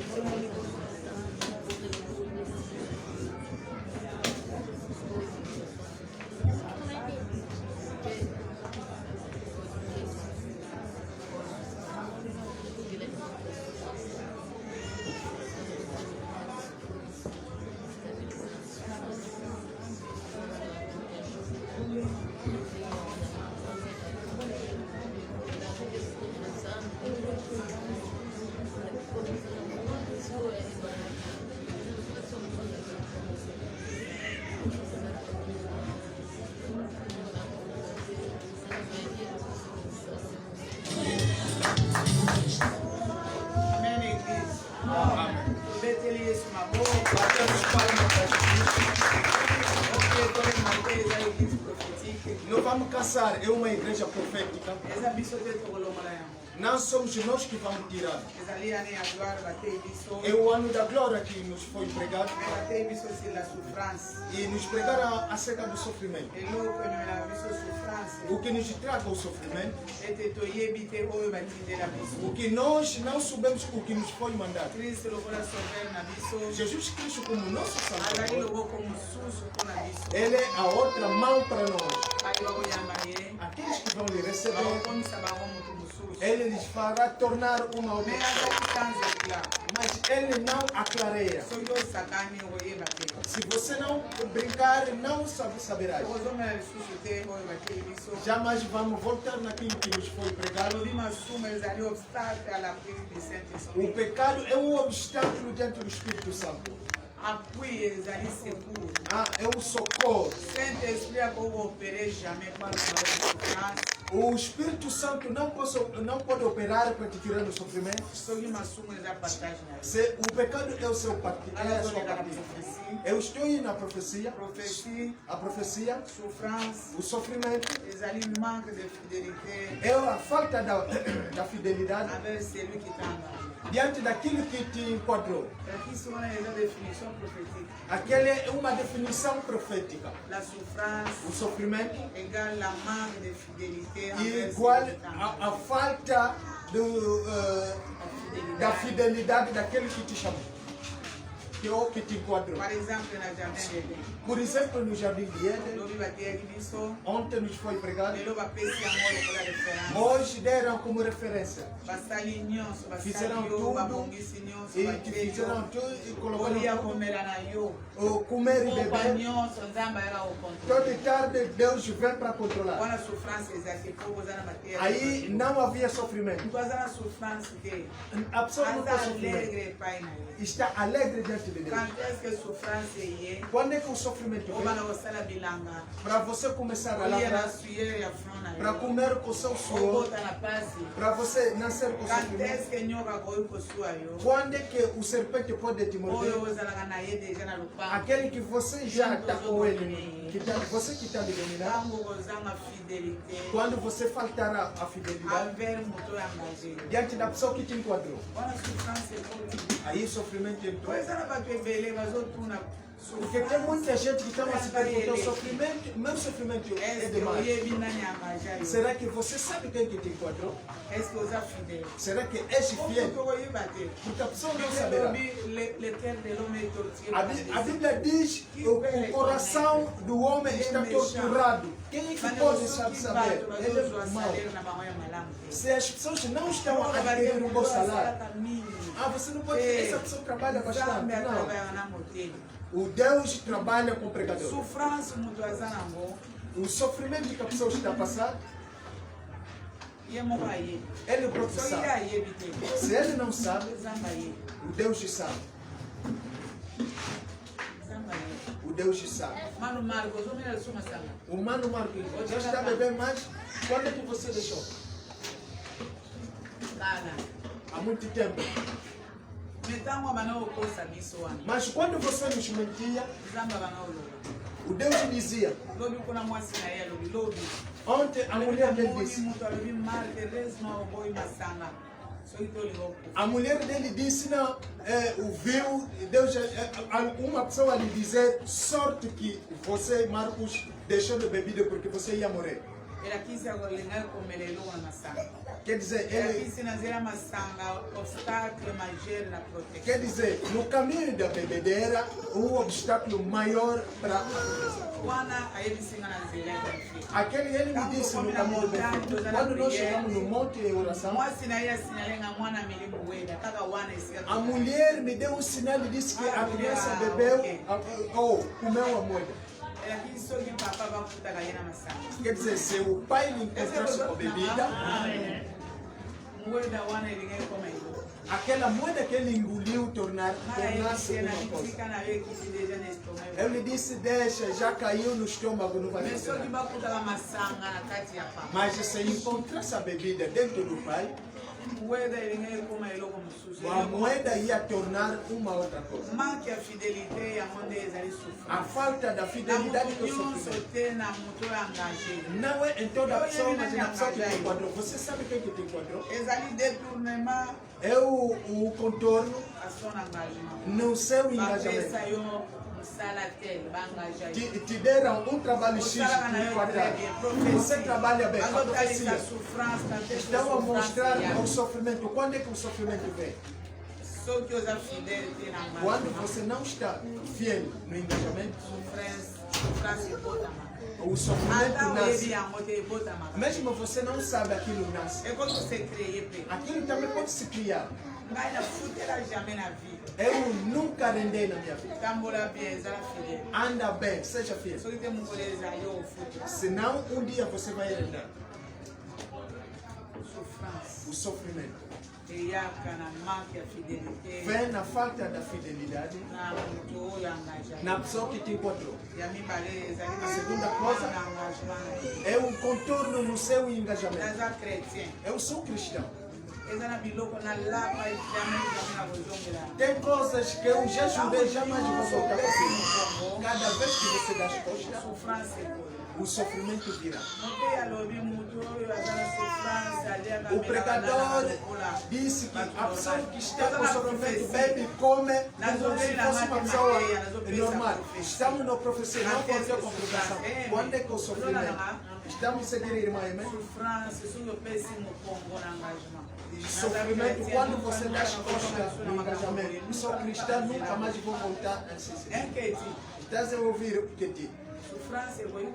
O sofrimento pode vir. Se você dá as costas no engajamento. Nós também vimos o pastor. Ele é o irmão dele, o pastor. Ele que disse, outro dia disse, nos trouxeram o pastor.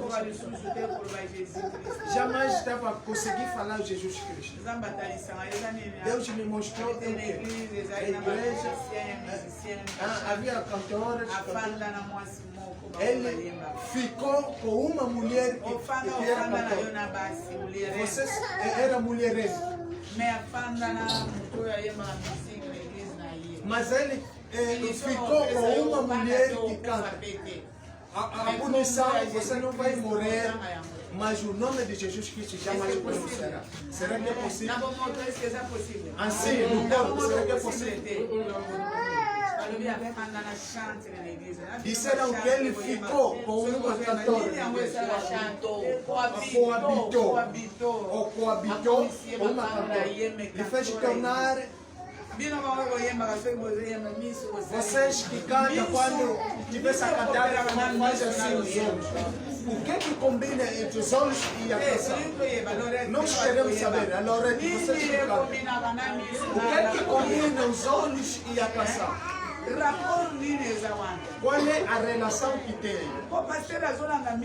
Porque o pastor está seguindo os olhos. Os cantores. Os olhos da cobiça. Os olhos assim. O pastor seguiu os olhos da cobiça. Você vai cair nos olhos.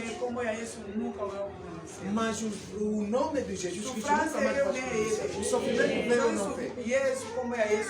Se o nome de Jesus Cristo que vai te dizer, quando você não está citando mais o salário terás, quando vocês fazem, dá as costas numa pessoa que te enquadrou, disseram como você não ouviu, o sofrimento virá. Não se pergunte. O sofrimento não é todos os dias. 1000 anos no Jardim de Éden. E com alegria, o visita de Deus, como se fosse um dia de sofrimento. Você não sabe que dia que o sofrimento começou. O pregador disse, a pessoa que está no sofrimento não está entendendo. Está a comer e beber, vestir, deixa-me eu vestir. Ontem, a criança que vieram em casa, a mãe, vamos vir sábado. Eu disse, não, o sábado não está aí. Vieram 17 horas. Um disse, o outro também falou, não estou a conseguir calor em casa. Vai sentar aqui, não estou a conseguir. É o quê? Começou a falar coisas dele, nós nascemos cis. Cada um, quando nascer, 2 filhos, não há mais casamento. O outro também, o irmão, fez 2 filhos, o casamento acabou. O outro também, mesma coisa. Estão a te mostrar o sofrimento. Será que Deus te criou assim? Os teus ossos são vossas famílias. Se eu adoecer aqui em Angola, estou te levar no sofrimento.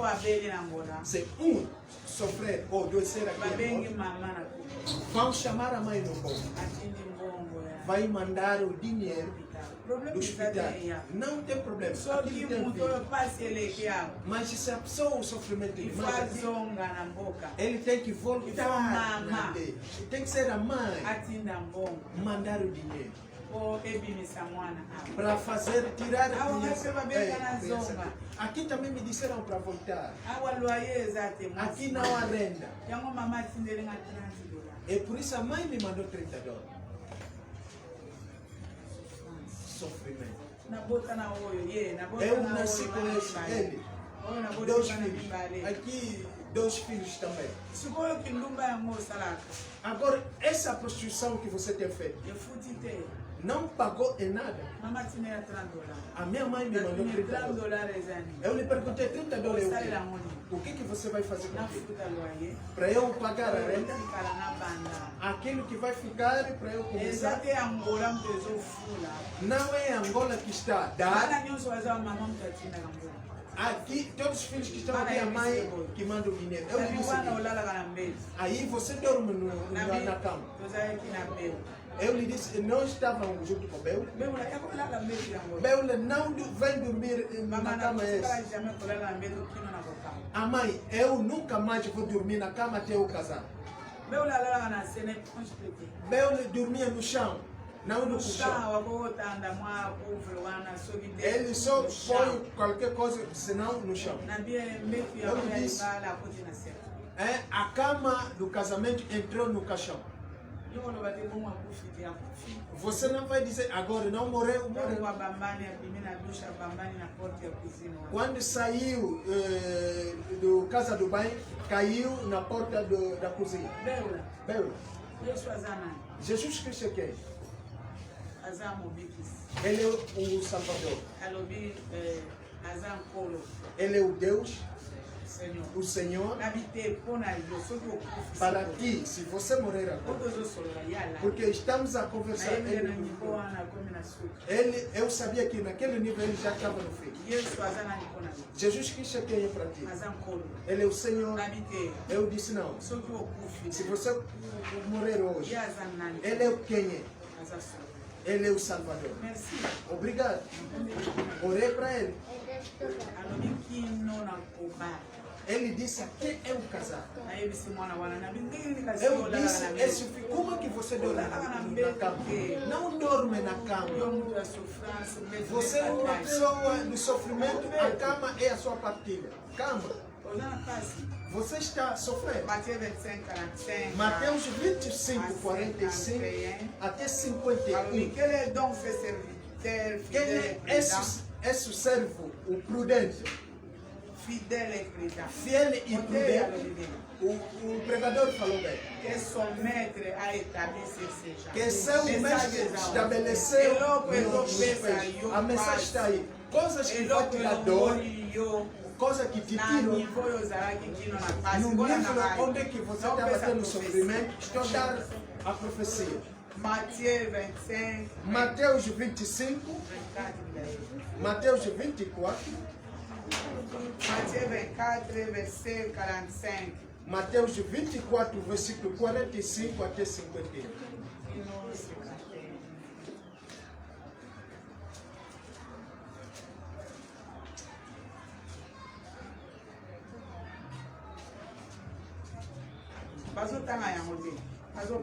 Não estão a ler a fidelidade. Aqui estão a dar a prova da fidelidade. Quando a pessoa está fiel, o que ele vai beneficiar? Quando você não é fiel, o que você vai beneficiar? Disseram? Quem é, pois, o servo fiel e sensato? Que son maître a établi sur ces gens. A quem o seu Senhor encarrega Pour donner de la nourriture au temps convenable. Para dar a comida no tempo Ozalaka positivo. Quem é que você é? Yango maître na yo. Por isso, teu mestre. Nós vamos interpreter profecia para toi. Estamos a interpretar a profecia naquela parte. Serviteur fidèle et prudent. O servo fiel e prudente. Batia na kotia. Me colocaram. Soki oza fidèle. Se você é fiel. Soki oza prudent. Se você é prudente. Maître na yo a établir yo. O teu mestre estabeleceu. Maître wana aza maître ya yo. Esse mestre é teu mestre. Maître wana aza na bajana ya aza na bato. Este mestre tem pessoas dele. Bino nyonso bozo ko appartenir na maître. Vocês todos estão a appartenir nele. Aza ba bengi yo yo zali serviteur. Mesmo te chamar esse servo, essa é a mesma. É a mesma coisa.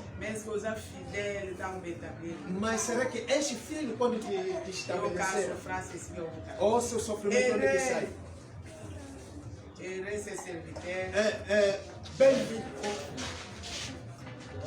Bem-vindo. Bem-aventurado. serviteur ya bongo. Esse servo Só desse que jeito, mettre apoiar na improvista, se o mexe virar no imprevisto, akokuta ye aza fidèle ndenge ele lhe encontrará, ele é fiel desse jeito. Je vous dis en Eu vos digo a il verdade. l'établira sur tous ses biens. Ele estabelecerá nos seus bens. Wana continue kobonga ube abebi. Aí continuou Bandeko a so bakuti melhorar. asali ndenge mettre alingi. Se ele encontrar o Wana fez do bombi jeito que o mexe vantagem fez, de sofrer. ele melhorou da vantagem hoje no sofrimento. Por quê? Porque ele é fiel e prudente. O trabalho não é meu. É o dono dele.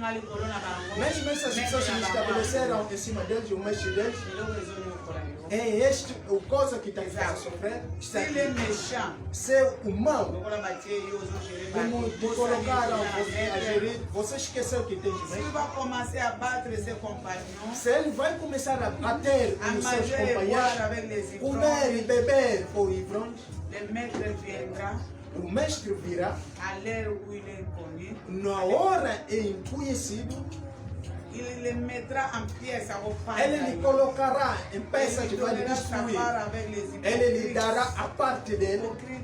Os hipócritas. Quando o mestre não está, Eu não hipocrite. você que é hipócrita, Eu não ivrone. você que é ivrônio, Olha que na capela da mamãe na ele vai ao lado da casa da mãe dele. Será que estão a me seguir? O sofrimento onde é que está Só que saindo? o sali nem mettre à lobby. Se você fazer do A jeito que o mestre établir disse, isso na babina é nhoz. vai estabelecer a condição de você vai melhorar. Mas só que os méchants, Mas se vocês mão olhando a comela, comer e beber obeta baninga, e bater os quando outros, mettre a coia, oye bater o dia que o mestre virá, você não saberá que ele toma o controle de tudo. Vai te destruir, a peça eu pago na hipocrisia. vai te dar a parte com os hipócritas. Wana sofra sela. Aí é que ele é o Ezali sofrimento. tango yo Aí, kangete muto ya zalaka e são coisas que você anda a ouvir. Essa pessoa era bom, aqui agora está sofrendo. Será que aura de fleurs? Aí será o choro e Wana crescimento de wana dentes. kusepela bien souffrance cause. Aí a alegria Est-ce ao que sofrimento. maître mtu akoti souffrance? É o mestre que fez entrar o sofrimento, não é o mestre. Mutu ye moko É a pessoa em si akoti si que souffrance. fez entrar o So sofrimento. oza Se fidélité vocês não és fiel na engagement no engajamento, kolia kosua mino ne ozala partage. crescimento de dente que será a sua partida. Yango leki 15 elobi É père por isso Abraham, Lucas 15 diz: aidez-moi. o pai Abraão tenha misericórdia de mim. Diga a Abraão, para que possa colocar o dedo dele na minha língua, para que a língua tenha paz. No versículo 25, meu filho, lembra-te, meu filho, lembra, quando você tinha boa saúde, você esqueceu que há um Deus. Quando você tinha teus bens, você esqueceu que tinha Deus. Aqui, Lázaro está consolado. E você está sofrendo. O sofrimento, segundo Romanos 8:22, o mundo todo sofre. O mundo todo estão a sofrer a dor como se fosse a mulher que está com dor de parto. Será que é Deus que está lhes fazendo sofrer? Não. O mundo inteiro ele próprio está a sofrer. Ele não está fiel nos seus enganos. Estão a me seguir. Ginga, estás a me seguir. Quando a pessoa não está fiel no seu engajamento, o sofrimento será sua partida. Quando você não está fazendo o que está multiplicando, quando você não está praticando o que você sabe, amanhã o sofrimento, rendimento de dente, rejeito, será sua partida. É por isso, na conclusão, o sofrimento é a escolha do homem. É a escolha do homem. A pessoa que não quer sofrer, Ye moko ko choisir. Ele próprio vai Misala escolher. oyo eza ya bato. Não, esse trabalho é de uma outra pessoa. Bapesi nga kogere. Me deram para gerir. Nakoki jamais kodeborde. Não posso Eza choix debordar. ya moto. Moto na moto É a escolha da pessoa, cada um tem parte dele. Mais soki olingi souffrance. Mas se você quer o sofrimento, Eza choix na yo. é a tua escolha. Eza escolha. Est-ce que você compreende? Será que estão a entender? Souffrance eza choix ya nani? O sofrimento é a escolha de quem Obonga é. eza choix ya nani? A melhoria é a escolha de quem é. Será que é Eza verdade? yango? É isso? Eza choix. É a escolha. Soki lobi osouffrir. Se amanhã você irá sofrer, Eza choix na yo. é a tua escolha.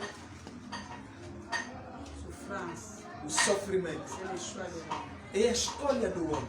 Mene ebandeli. Mas no princípio Ezali bongo te. não era assim. Lokola awa bayebisaki biso Como kode ya aqui kosala. nos disseram aqui o código do trabalho. Biso bamosusu tobongi na formule. Nós tobonga outros na biso amelhoramos mais nossa forma. tozokontinue kobonga para Mas na formule melhoramos, ya mas estamos a continuar a melhorar em relação dessa forma. formule ya jire. A fórmula do júbilo. Soki bato ya libanda bazobonga Se as pessoas de fora estão a se melhorar, eza choix na yo. é a sua Mutu moko escolha. te atia mbongo ya moke. Ninguém coloca o dinheiro pequeno. Mutu moko te azongela mbongo oyo atiaki kuna. Ninguém volta no dinheiro que Mutu ele moko te aya colocou. maboko pamba. Ninguém vem com mão vazia. Nazongela mpona bato. Eu que oro eza com as turi ya pessoas. bamama osi. Ah, essa aqui é a vez dos irmãos.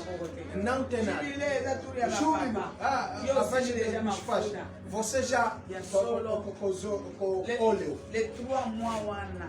Durante o Mutu ajue tratamento, seni kwanza te. a pessoa não recebeu ou conseguiu 50 Bongonga de soki dinheiro. ofukami nga na simba yo te. Agora, se você se ajoelhar, eu não posso te tocar, eu vou te tocar. Mas a pessoa que multiplica o dinheiro não sou eu. choix na yo. O Awa sofrimento bapesi é a sua escolha. Agora deram outro soki código. ngai nalingi na souffrir. Se eu quero sofrer, nakotambola odela ya vou andar em cima da Formule forma. Qual é a forma? kosenga eloko na moto te. Não peça uma coisa a ninguém. Kosenga te. Você não vai Mutu pedir. yo olakisi na tele na che. Quer dizer, vou ficar aí no corpo. Osomela Vocês já aqui, batile. do jeito que estão me vendo, não podem me comprar assim, assim. Bino nyonso botie batile. Vocês todos colocaram Nani atie tile? Angela. lápis. Quem que colocou lápis? Oyo wana atia. Aquele aí colocou. Otiaki. Colocou lápis. Otiaki lapis. Colocou Otiaki lápis. lapis. Colocou lápis. Mosusu na boka. O outro na Como boca. osopelanga te. Agora, não vais comprar para mim? Balobi ata namoni moto atie lapis na ye nasenga ye te. Me disseram mesmo que eu vi só colocou lápis e não posso Soki nalingi na Então, boka. se eu quero Ata melhorar, namoni na penyele. mesmo que eu vi no pneu, Moto atie lapis na ye atie alguém colocou lápis. nga na kosenga ye te lokola otie Eu não vou lisapi lhe pesanga pedir. moko. Ah, como você Wana colocou nga lápis, me dá nazongi na um. souffrance. Aí eu vou voltar no sofrimento. eloko na kotala O que eu vou olhar? otie lapis bakisa mosusu te Ei, colocou lápis. Aumenta mais. Amen. Afinal, Batista ele lápis colocou lápis. mususu. Amém. Aumenta lápis. na oyo batiaka na monoko babakisaka mpe ya Com aquele que coloca na boca, aumenta também. nga na koyebisa somba mosusu oyo Eu vou te dizer, bakisa aumenta mais. lokola nasali bongo Como eu fiz assim, directement nga na bongo assim eu vou melhorar. estce ozolanda Estão me seguindo. maître alobi moteyi O mês disse o pregador disse, cada um, ye aza na rema na ye ele tem a rema estce dele. ozolandanga soki osali yango te Se você não o fazendo, ozosouffrir eza shwa na yo você está sofrendo. É a tua escolha. yo basikola Escolha a sua, kodi possa a sua kopenye escolha. mbino botanga te Vocês oyo não ezalaka lê. moto nyonso ayaka awa ifo otanga Cada pessoa que vem aqui tem que ler. lupenye awa elakisi baro oyo lupenye Esse barra significa dúvida. estrita santidade santidade kodi kopenye Código do pneu. evitar sofrimento Evita o sofrimento. evita sofrimento Evita amém o igreja sofrimento. oyo como na manine Evita sofrimento. evita sofrimento okozala nanga ite ntango ozoteka fufu Você não estará comigo quando você tivesse a vender fogo. yo mpe ntango ozala na labo ozala nanga ite Você também, quando vai estar no laboratório, não vai estar. Mas saiba, sofrimento amém evita o que é. Evita o Não é isso. kende kotonga evita sofrimento Vai fofocar Evita o sofrimento. Maboyi na ngai. Eu vou negar. Dependre te. Não quero depender. Nzambe aza na possibilité. Deus tem a Ata possibilidade. odepanda. Mesmo que você depender, você depender. Soki oza moli te. Se você não é Ozali amaldiçoado, odependre na mutu te, odependre kaka na Amém. moli. Você não vai se depender da pessoa, vai se Código do depender de Deus. PNL levita sofrimento. Estrita santidade. 1 dos Pedro, capítulo 1, versículo 15. Mas, como wanangana zokoza na mundo profético, Eu estou entrando no na mundo yebi profético na porque eu yebi sei, eloko nazotanga. porque eu sei o que eu estou a ler. Mas começando aquele que vos chamou, sede vós também santos em toda a vossa maneira de viver. Soyez saints car je suis Seja saint. santo porque eu sou Amém. santo. Era que se Amém. põe na ngai. Quer dizer para mim, France, para eu sair do sofrimento, sainteté stricte. a santidade Na estrita conduta na ngai. na minha conduta. Mais só que Mas eza se stricte. não é Na estrita ndako, em casa, sainteté exate. não há Oye santidade. na igreja, não Você vê a igreja que você quer mostrar a santidade. France, O sofrimento eu ensino. vai Fica acabar. Nzambe apambole. Deixa que Deus Fica te Nzambe apambole. abençoe.